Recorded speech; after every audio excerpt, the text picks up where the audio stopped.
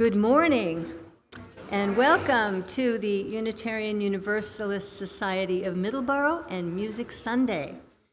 My name is Mal Marville. I'm a member of this church and serve on the parish committee and sing in the fabulous Chalice choir.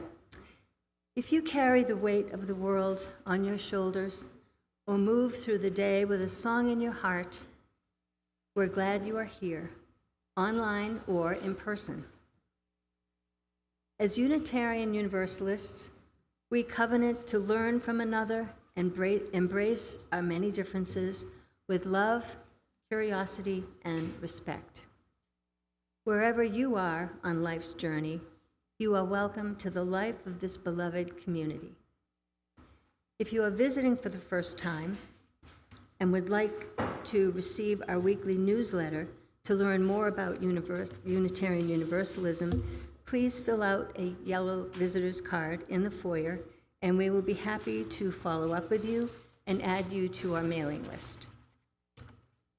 Everyone is invited to stay after the service for conversation and refreshments in the parish hall located on the first floor. Our extraordinary music director, William Smith, will be leading our service this morning. Please silence your electronic devices as we prepare for sacred space.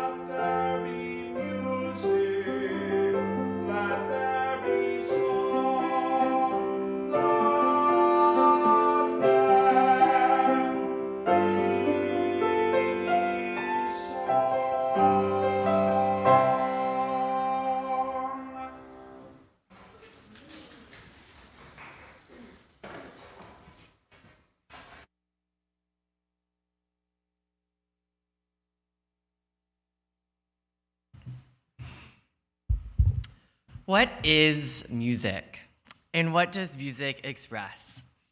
At its core, music is nothing more than vibrations through the air. So how can such vibrations be expressive of anything? And what makes us feel so connected to what we call music as opposed to other sounds and noises? Furthermore, in music lessons, our teachers often tell us to play more expressively and proceed to demonstrate what they mean through elaborate physical gestures.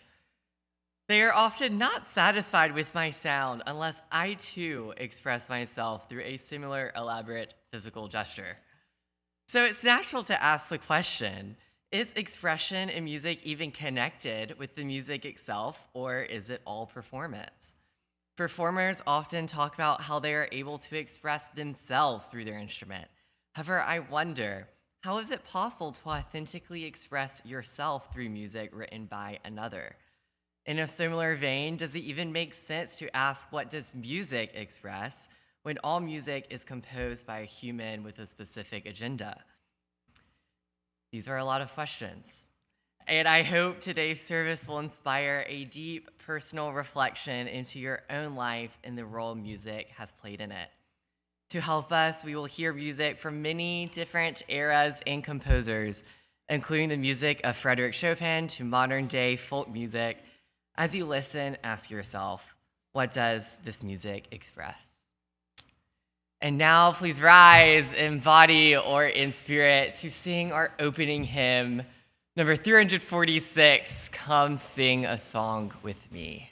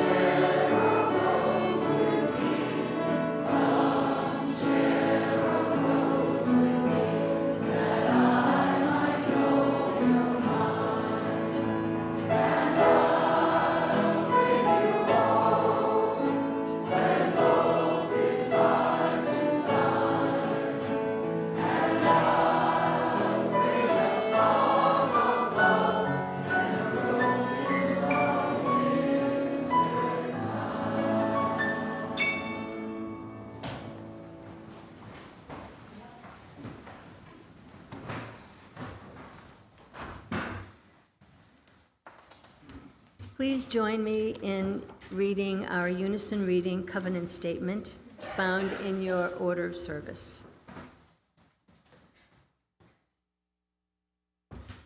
Creating a caring community is the promise of our church. To listen deeply, show compassion, build trust, and honor our differences. These things we covenant together.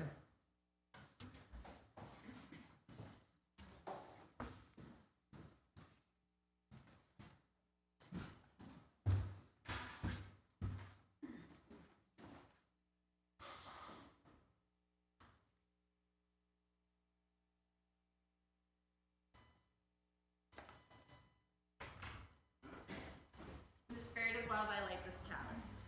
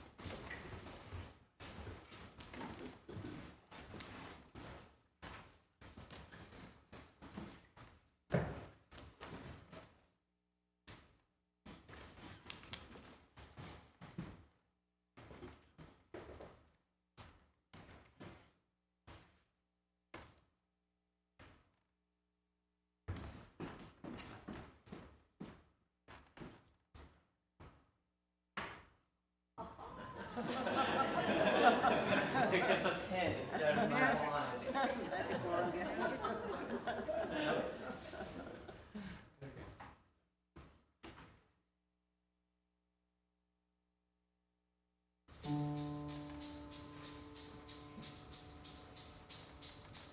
Papa yetu yetu ye mbinguni yetu yetu amina. Baba yetu yetu ye jina lako litukuzwe. Baba yetu yetu ye mbinguni yetu yetu amina. Baba yetu yetu ye jina lako litukuzwe.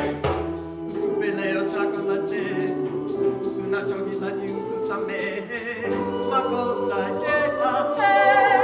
Kama nasi tunavyowasamehe waliotukosea, usitutie katika rajimani tutani, tuokoe na yule aliyeokolewa.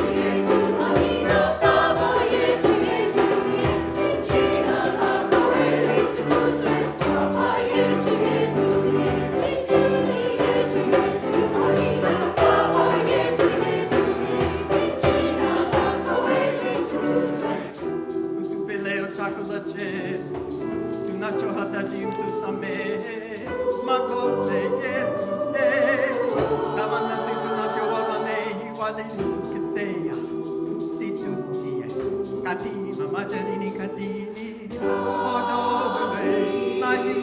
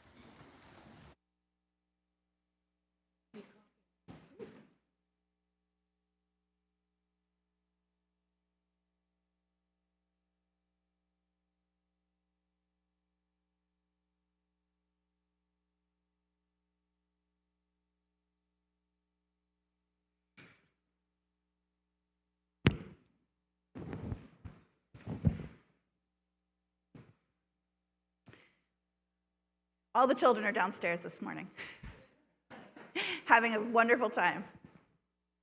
This morning's story is the Happy Trumpet. It's a moral tale. So once there was a land where magical trumpet music could be heard everywhere. The magic trumpet ensured that there was joy and happiness throughout the land. One day, the trumpet disappeared, and everyone became sad. And the land was so sad, and no one knew what to do. But a child decided they could find the trumpet, and they went off to look for the trumpet. They asked everywhere, and then they came upon an elderly person who they asked where the trumpet might be. And the elderly person told them that the trumpet was in the Well of Shadows, and told them how to get to the Well of Shadows. So the child went and found the Well of Shadows, and the elderly man had given them a violin to play. So ironic that we have the violin in here today. I was missing Eddie and Owen this morning with their trumpet. Anyway, so gave them a violin, and they went off to find the Well of Shadows. When they arrived at the Well of Shadows, there was musicians all around playing the saddest music. So the child went, they invited the child to come play with them, and the child tried to encourage the musicians to play happier music. And so they started playing happier and happier songs, because the child knew no trumpet wants to come up to this sad music. So they played these happy, happy tunes, and they all started to feel more joyful, and suddenly the trumpet came back out of the well. The child realized that no one wants to be greeted with sadness in a sad atmosphere. So together, everyone improved the atmosphere. The trumpet came out, the trumpet went back to the land, and everyone went and was happy again. Thanks to the child realizing the value of offering joy to others, and that it being the best remedy for those who are sad, everyone who was looking sad would get a smile or a beautiful song from that day forward, and the land continued to be happy again. And I...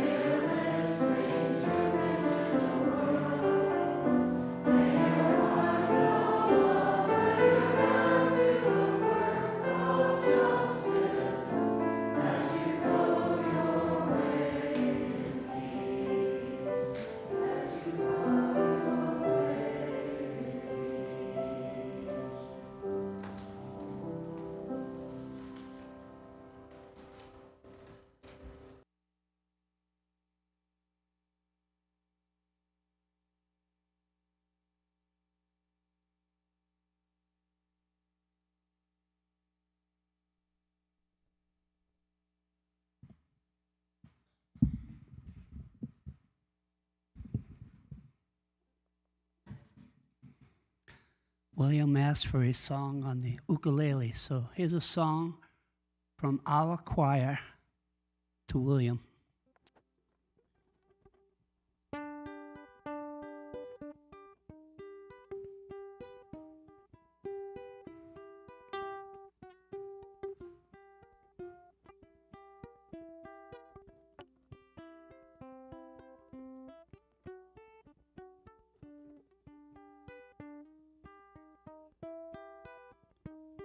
The sun is out, the sky is blue.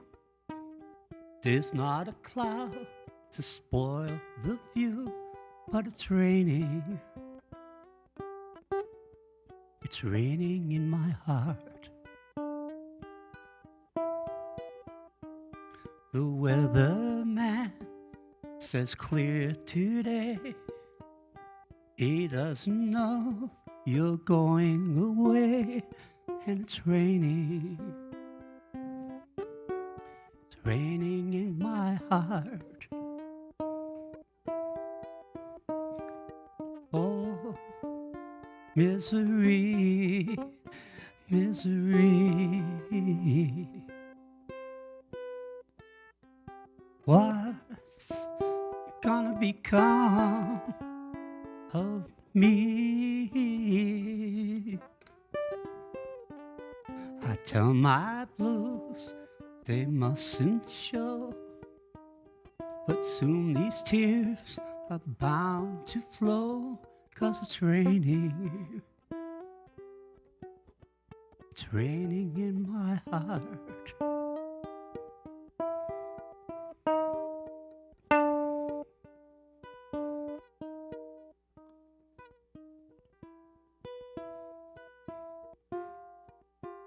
Yes, it's raining. It's raining in my heart. Oh, misery, misery. What's gonna become of me? I tell my blues they mustn't show, but soon these tears are bound to flow, 'cause it's raining. It's raining in my heart. Yes, it's raining. Raining in my heart.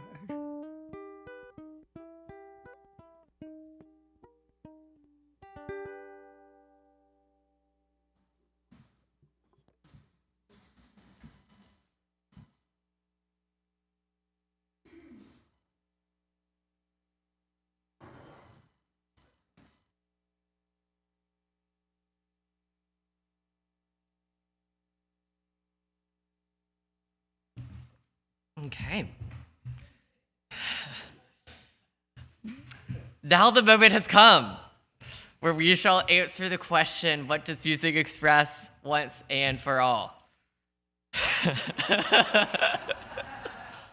Through years of rigorous musical training, meditation, prayer, reflection, and dare I say, divine inspiration, I am proud to say I am able to provide a definitive, no-nonsense answer that will be so decisive that nobody will dare question me. Are you ready? Here we go. Okay, the answer is, it depends who you ask.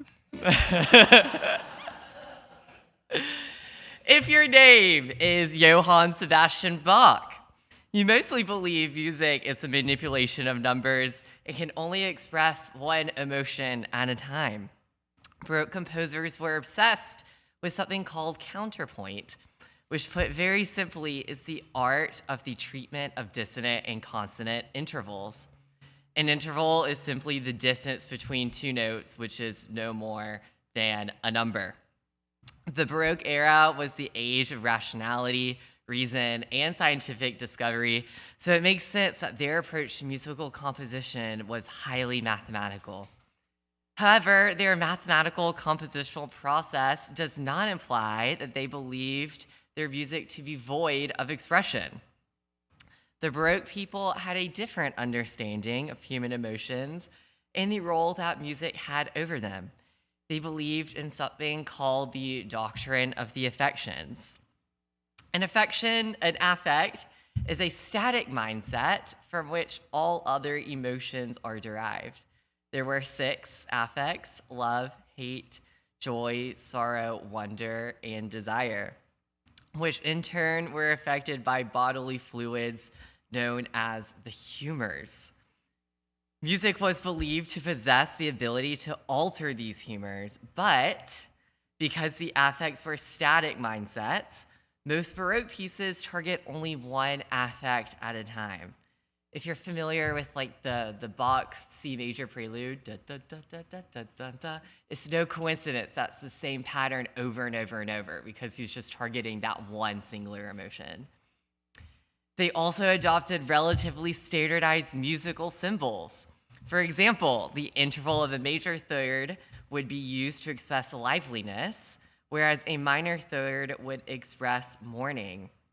A 5th represented boldness, and a 7th supplication. If we were now to ask the question of what does music express to Dmitri Shostakovich, a 20th century Soviet composer, he would answer that music is a form of political protest. He was active during the Stalin regime, which was, needless to say, an incredibly turbulent time in Soviet history. It was not uncommon during this time for people to suddenly and mysteriously disappear if they acted or said something out of line. And artists and composers were definitely not immune to this.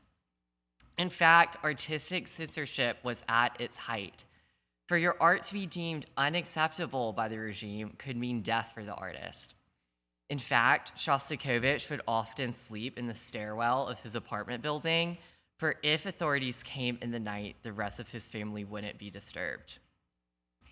And yet, Shostakovich found ways to protest the regime through his music in subtle yet profound ways.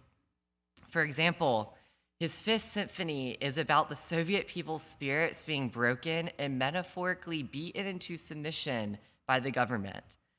However, this message is disguised as a piece proclaiming the greatness and strength of the Soviet Union. An example of how this is achieved is found in the ending of the symphony's 4th and final movement. The entire orchestra is playing as loud as they can, with full brass section blasting the theme and timpanis going crazy. It has all the ingredients of any triumphant final movement. However, there's something else present. Violins high in their register, playing a singular repeated note for almost a minute and a half straight. Repeated notes can add to the music's excitement. However, Shostakovich is very specific in his tempo marking here. The written tempo is just slow enough that these repeated notes weigh down the texture rather than propel it forward. In this context, the low timpani takes on a different meaning. Instead of victory, it symbolizes the Soviet people's ruthless and constant beating by the country's leadership. All of this went right over the censors and Stalin's head, and Shostakovich was praised for his symphony. I now offer my own perspective on the matter. But first, I ask an admittedly very you question of who is God? As a Christian, I have an idea of a definition of who God is, but sometimes I admit it leads to logical paradoxes and contradictions. As a mathematician, this drives me crazy, and I have sought out my own definition of God that is a little more logically sound. I've recently come up with one which defines God as a particular meta-mathematical structure. I call it the closure of mathematics itself. I'm happy to share the details with the curious later, but the main relevant results of my definition is that God is a unique encapsulation of all things which are pure, eternal, and true.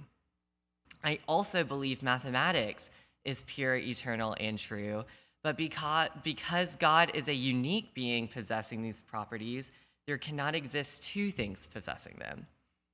This means that mathematics is necessarily a part of God. Put another way, to study and understand mathematics is to study and understand a part of God himself.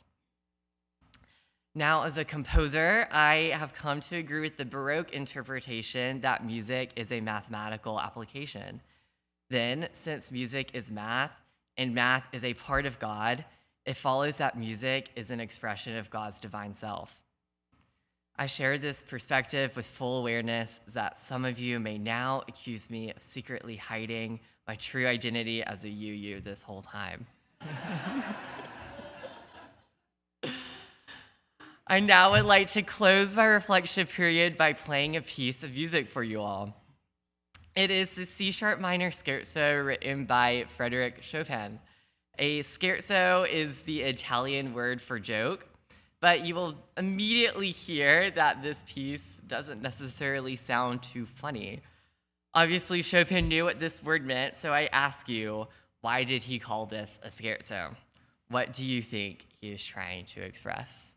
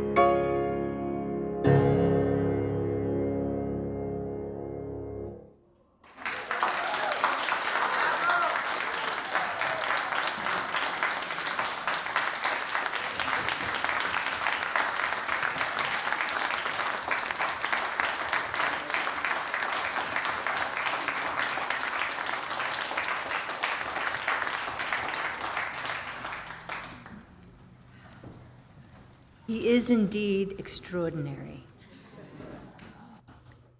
Each week, we have an opportunity to give thanks for the many blessings we have received in our lives and in the life of this church community.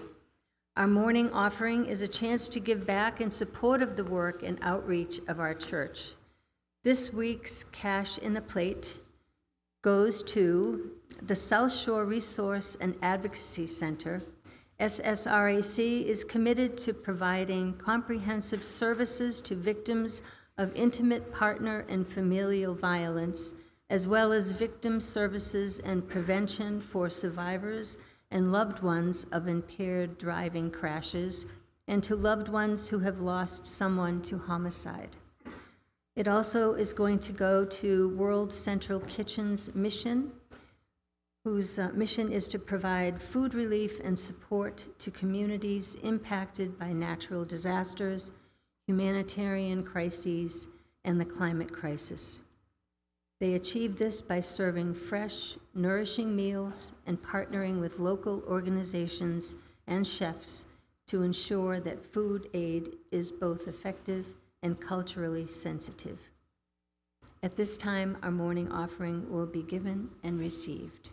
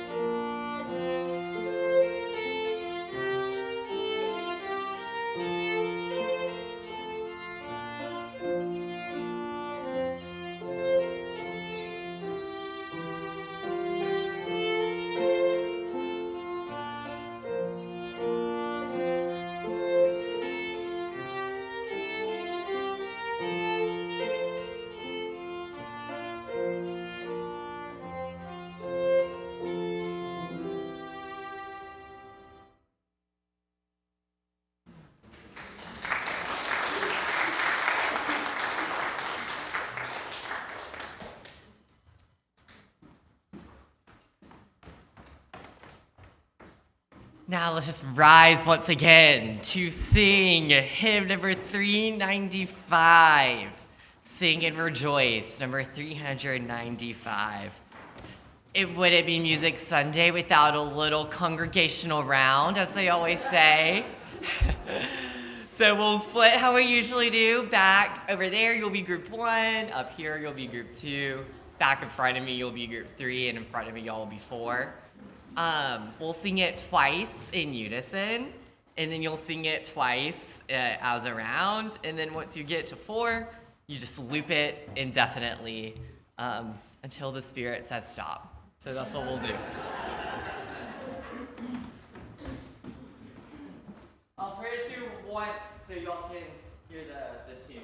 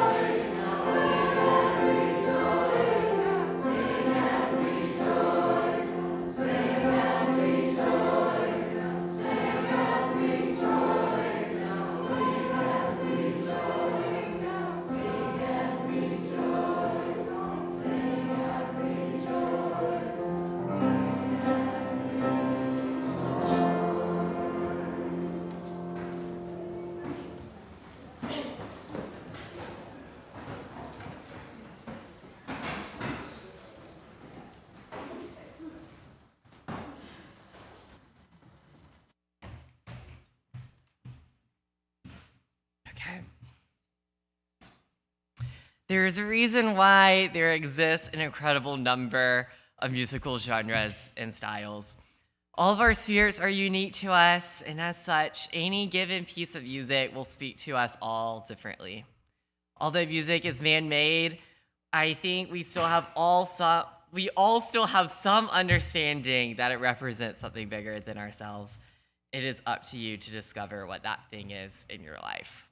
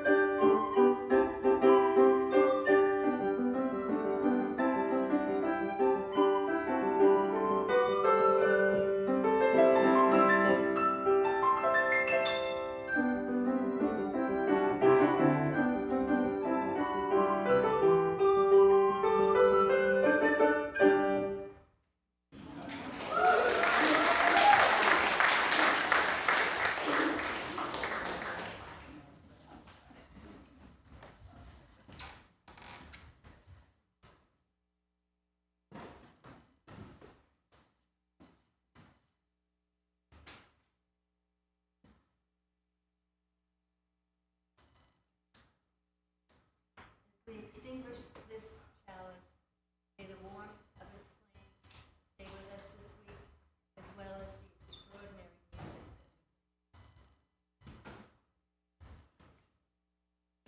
Now it's time for announcements.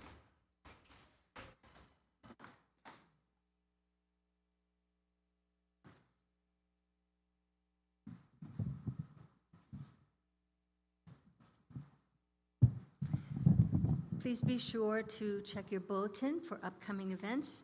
And if you have an announcement that is not in the bulletin, I invite you to come forward at this time to end our service on time. I don't know how we're doing, but please limit your announcements to 1 minute.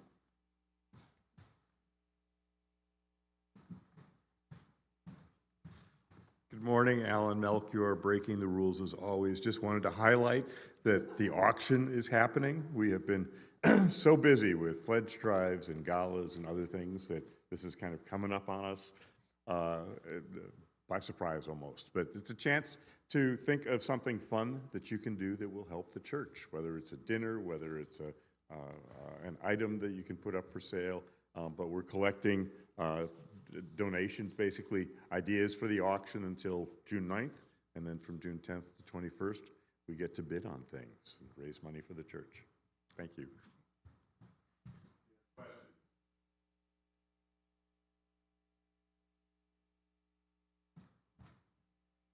Sandy Smiley.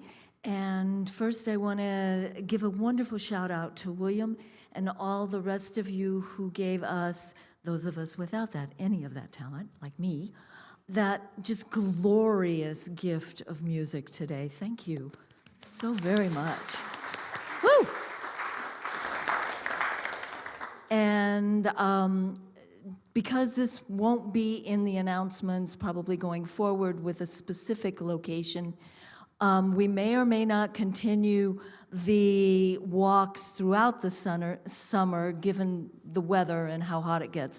But we're hoping for this June 17th to go ahead and do the walk we originally scheduled for the Grace Trail down at Nelson Park in Plymouth that got rained out. So unless you hear otherwise, we will meet either here at the church at 12:30 on June 17th to carpool, or meet us at Nelson Park at 1, and we'll do a glorious walk there.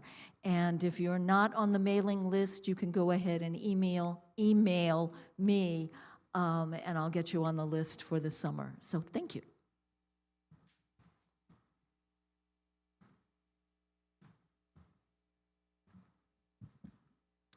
Hi, I'm Jeff Giddings, reminding you that the annual congregational meeting is coming up on June 12th, Friday night at 7 o'clock here in this room, a week and a half from now. And as promised, the warrant has been sent out on the mailing list. Please take a look at it. The mailing you got has a link to the warrant and a link to the annual report, which is 50 pages long and has reports from a number of committees, as well as other information. You'll find it interesting. So just want to remind you, June 12th.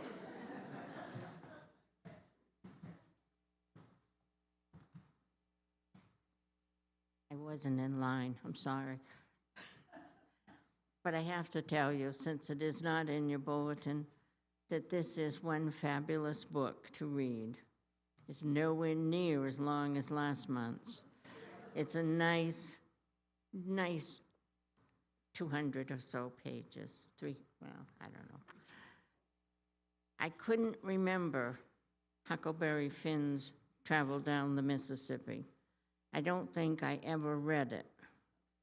So before I read James, I read Thomas Sawyer's Adventures and I read Huckleberry Finn's Adventures. I was amazed at the difference in the country today than it was then, around 1850-ish. James was a revelation. I laughed, I cried, I felt James's peril, his life. It was extraordinary. The book club this month is getting together on June 15th, 3:30 to 4:30 on Zoom. Read the book and join us. It will be a revelation to you. It's wonderful.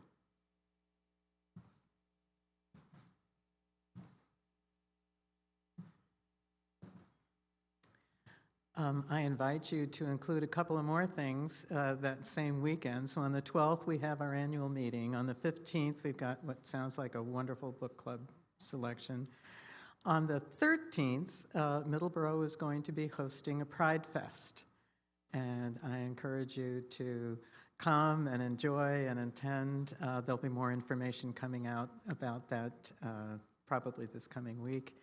And on the 14th, right after church, there's going to be a peaceful protest honoring the troops that we lost in Iran in March. It's going to be over at the Veterans Memorial Circle, and I invite you all there as well. Thank you.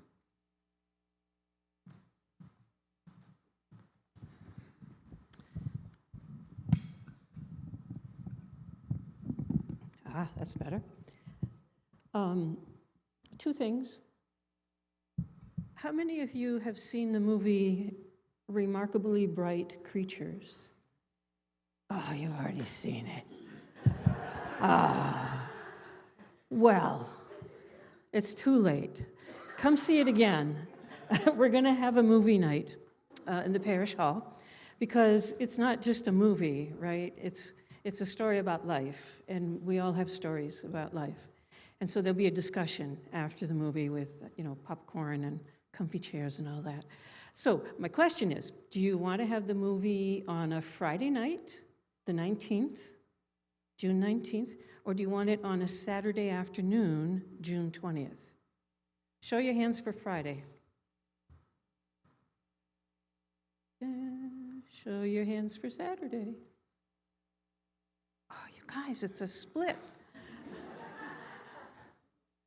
All right, I'll surprise you. Just look for the announcement. And the other thing was, what's that? Who can do either date? Oh, great. A winner! Thank you, Nancy. And the last announcement. Oh, I want a picture, before you all go downstairs, of William and the entire choir on the chancel. Okay? Thank you.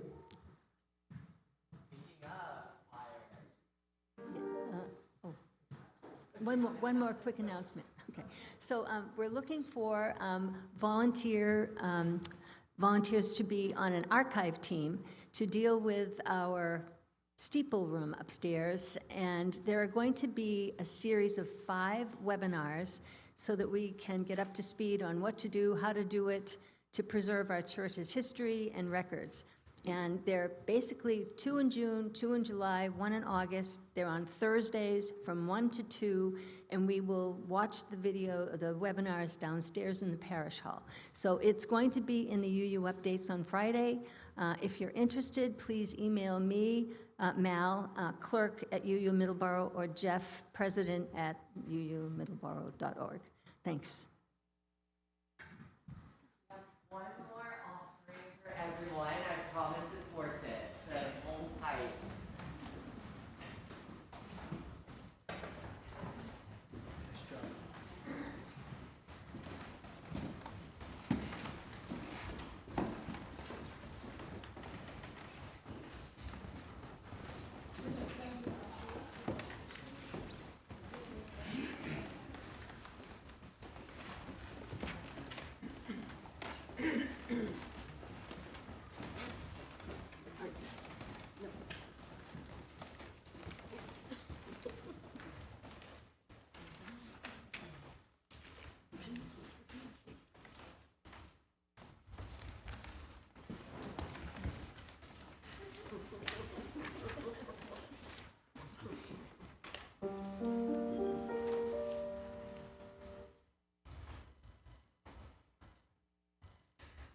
everyone suddenly